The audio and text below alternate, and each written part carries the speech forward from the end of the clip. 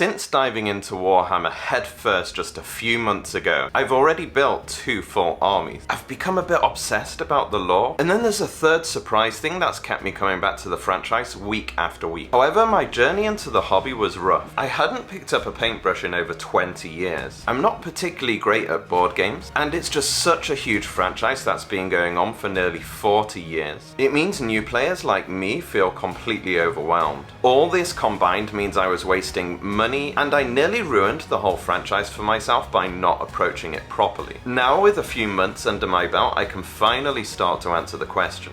How the hell do you even get started with the Warhammer 40,000 hobby? And what else is there to Warhammer? First and foremost, Warhammer is a tabletop miniature game. This side of the franchise is absolutely massive. Games Workshop, the company behind the franchise, is worth over £1 billion. And Warhammer itself is actually the most popular tabletop war game in the world. To play the game, I have to take my army and it competes with somebody else's army. Before I can do that though, I actually need to build and paint all my miniatures. The first thing you need to do is purchase the models that make up your army. And this was actually the first major hurdle for me getting into the hobby. You see, a full-sized army, which is about 2,000 points, typically costs about $800. I didn't want to spend that much money getting into a new hobby when I had no idea if I'd enjoy painting and playing the game. So I ended up paralyzed by indecision, not knowing where to start. This led me down a path of doing weeks of research. I ended up wasting a lot of money on models I just didn't need. What I did end up doing though, and recommend you do as well, is go in one of 2 directions. The first direction, if you're not even sure if you'll enjoy building and painting the models, never mind playing the game, is to look at a couple of sets I've linked in the description. You can choose from one of 2 armies, and in the box you'll get the paints as well as the paintbrush, along with a few models. This costs £20 or around $30, and the models are push fit, so it means you don't need to worry about glue or getting messy. This is a really fun way to start the hobby, and it gives you a good introduction to the franchise too. You won't get anywhere near enough models to actually play the game, even at a basic level, but it is enough to give you a taste of what Warhammer is really about. The second direction, and the one I took, is to buy a starter set. That will give you 2 small armies worth of models, along with some paints and basic tools to give you everything you need to get started. This is £50, but you get everything you need to play the game, and it's a lot better value for money. It also means if you enjoy building and painting one of the 2 armies in the box, you can easily build onto your small army and buy more models. This worked really well for me at the start because I found I loved the Marines and could build an army around them. When I did actually start building the models, I was caught completely off guard. You see, a box of miniatures comes in a really nice box like this. However, all the models come on a sprue, which is kind of like when you get flat pack furniture and need to build it yourself. You need to cut each part of the model off the sprue and clean it, and then glue everything together, which will give you the finished model. When I started, I was actually really slow at this. I ended up missing 2 game nights because what I thought would take me an hour to build and paint ended up taking me 2 hours just to build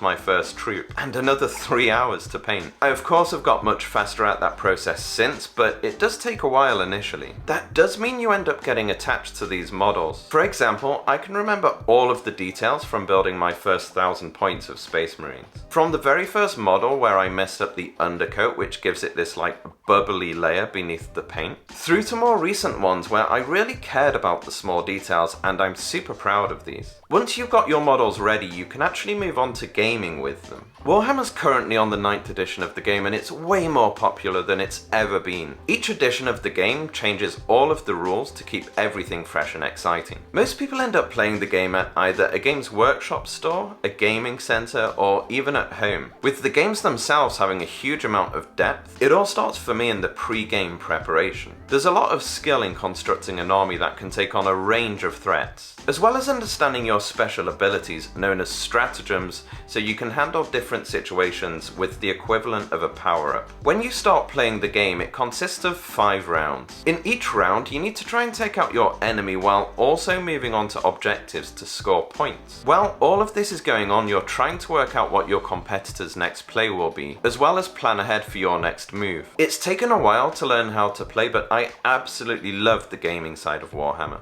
Before we get on to the third thing, which actually surprised me about Warhammer 40,000, let's talk about the second major part of the franchise, the lore. You see, when I initially went into the Warhammer store for the first time, the guy in there taught me how to paint my first miniature. But at the same time, he was also encouraging me to check out the books. When I got back to the car a couple of hours later, I remembered I had a couple of Audible credits. I decided to give the lore a chance and downloaded one of the most popular audiobooks, The Infinite and the Divine. It's a story about a race called the Necrons here who don't live for very long, and they were convinced by a sort of god to transfer their consciousness into a robot body, which would essentially make them immortal. However, they ended up being tricked because the process meant they lost their souls, and as a result they ended up becoming these undying death machines. It's a story spanning thousands of years and by far one of the best I've ever read. The overall story in Warhammer 40,000 takes place in our own universe, whereas right now we're in 2022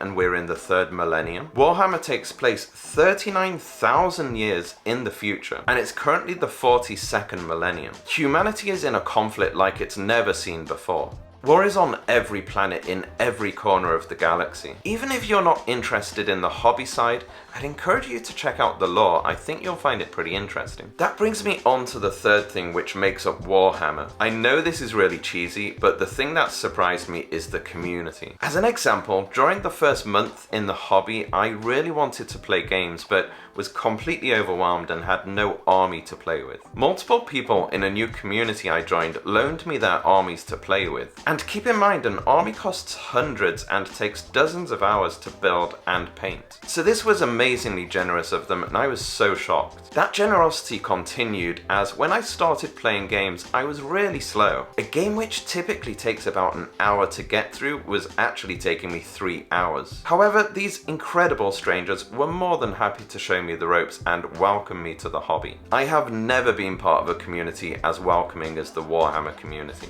So that means we end up finding Warhammer in a variety of different ways. From core models, which we've built and painted ourselves, through to playing a lot of games with a bunch of new friends, as well as reading the deep, engaging story which is always progressing. At the end of the day, what keeps us interested in Warhammer is the amazing community surrounding it. If you'd like to see how I fared building my first ever Crisis Battlesuits for my new army, you might want to check out this video over here where I recorded my progress building them for the first time. Thank you so much for watching. If you haven't already, please hit the subscribe button and I'll look forward to seeing you in the next one.